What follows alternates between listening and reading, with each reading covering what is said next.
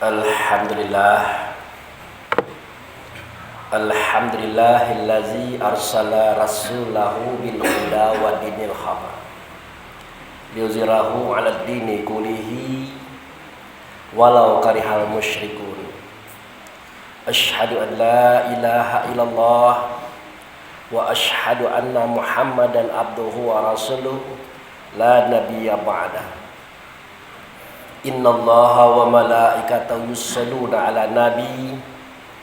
Ya ayyuhallazina amanu shollu 'alaihi wa sallimu taslima.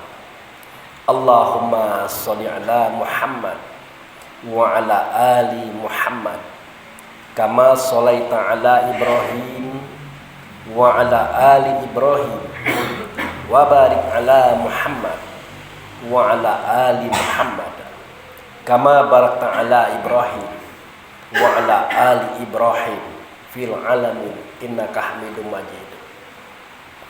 Ya ayyuhal hadirun ittaqullah haqqa tuqatih wa la tamutunna illa wa antum muslimun.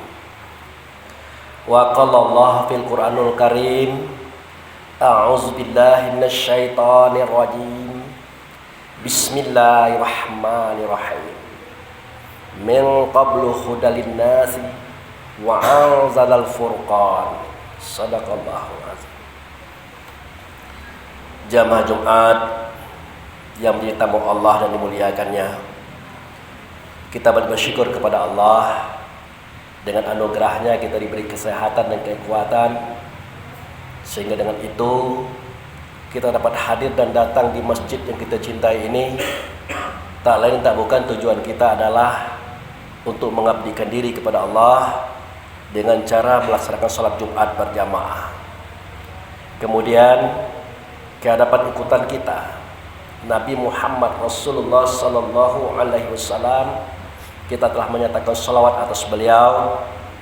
Semoga sholawat yang kita nyatakan didengarkan oleh Allah, diterima oleh Allah, dan digantikan oleh Allah dengan syafaat dan pertolongan, di mana pada waktu itu tidak ada pertolongan kecuali datang daripada Allah melalui Rasulullah Sallallahu Alaihi Wasallam.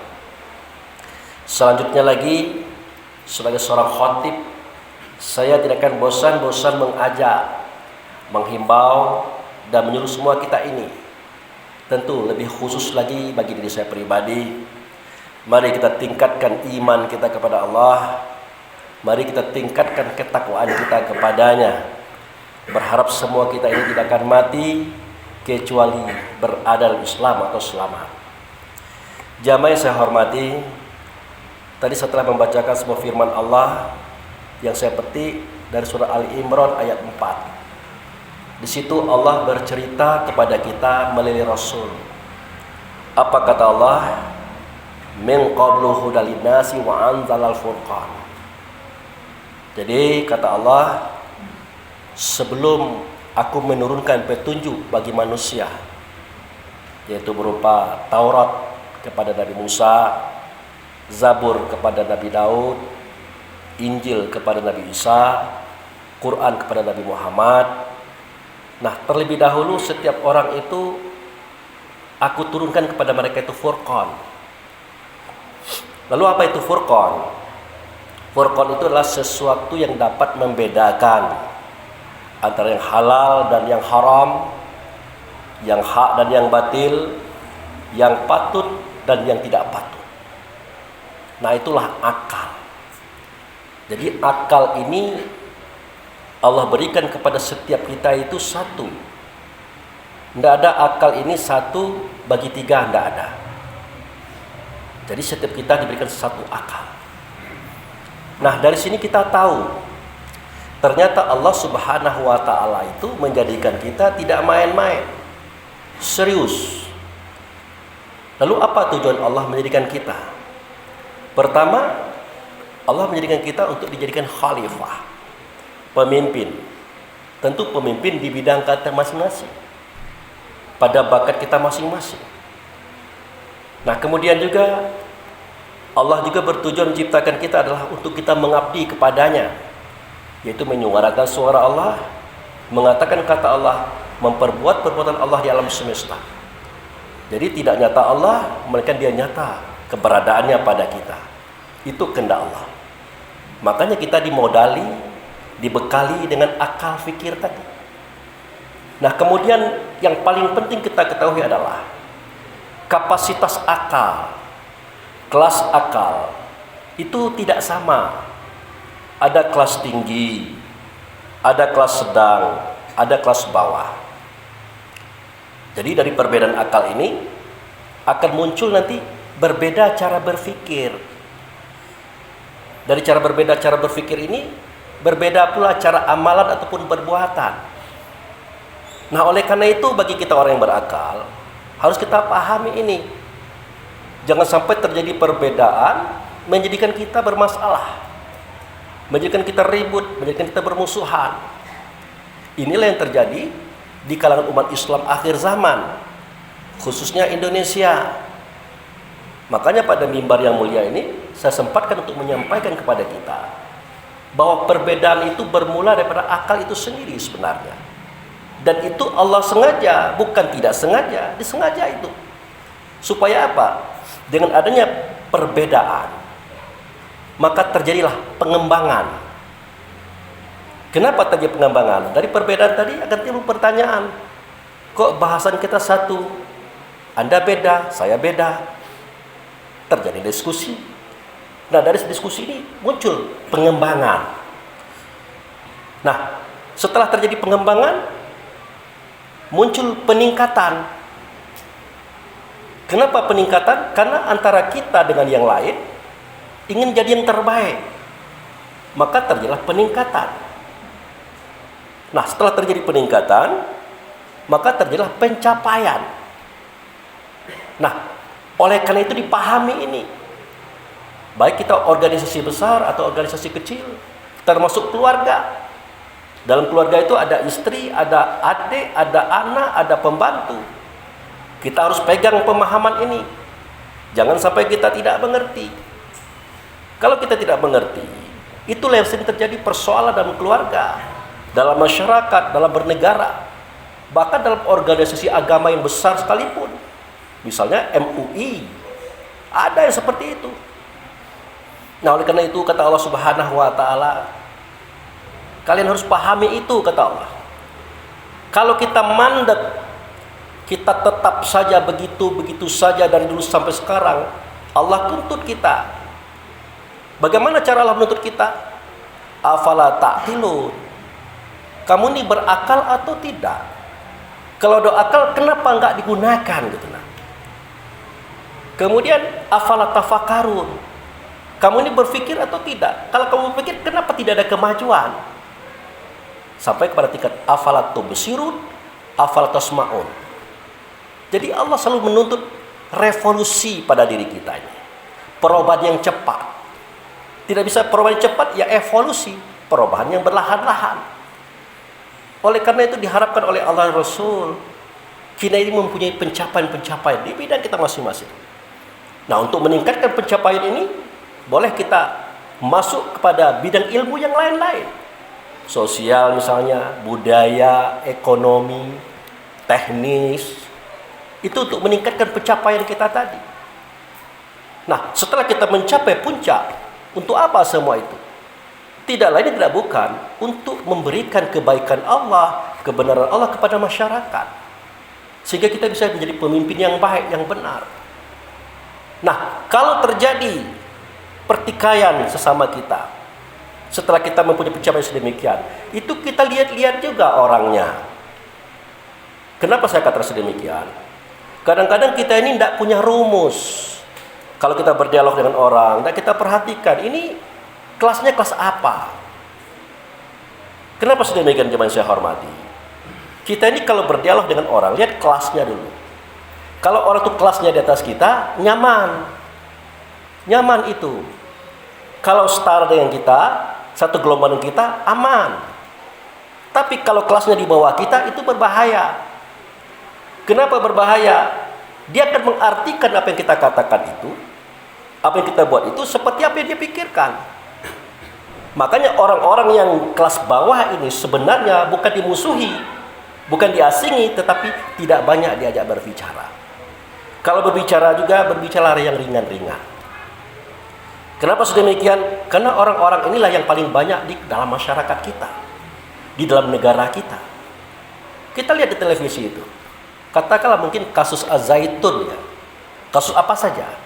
Itu yang demo-demo itu, yang ribut-ribut itu, yang menghantam sini hantam situ, jelas orang-orang yang kelas-kelas bawah tadi. Kenapa sedemikian? Ya dikasih amplop sedikit, dikasih nasi bungkus sedikit, mereka sudah bergerak. Jadi cara berpikirnya sebatas itu. Nah, tinggal kita yang banyak belajar, yang banyak tahu ini, memberikan arahan kepada saudara-saudara kita, teman-teman kita, supaya kita harus meningkat dan meningkat, belajar dan belajar. Kenapa? Mau tak mau, suatu ketika kita akan jadi pemimpin. Setidak-tidaknya menjadi pemimpin di dalam rumah tangga kita.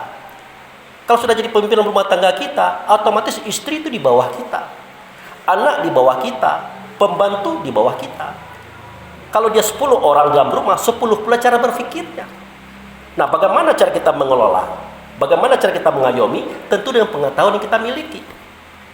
Kalau pola pikir kita sama dengan anak kita yang paling bungsu, pola pikir kita sama dengan pembantu kita, pola pikir kita sama dengan istri kita, kacau kepemimpinan itu. Makanya tidak sedikit terjadi keributan rumah tangga, perceraian. Hanya masalah sepele. Hanya masalah suara kata-kata saja. Yang semestinya itu tidak terjadi, tapi terjadi. Kenapa? Karena pemimpinnya, khalifahnya tidak mantap. Tidak ada pengetahuan, tidak ada wawasan. Makanya kata Allah Subhanahu wa taala melalui Rasul, belajar itu wajib hukumnya. Jangan puas-puas, wajib hukumnya. Terutama belajar di bidang kita masing-masing. Karena setiap kita punya tugas, punya hak dan kewajiban. Maka bertugas dengan apa yang Allah berikan kepada kita sebagai khalifah tadi. Barakallahu li wa lakum fil Qur'anil azim wa sya'iril mu'minina wal mu'minat wastaghfirhu innahu huwal ghafurur rahim.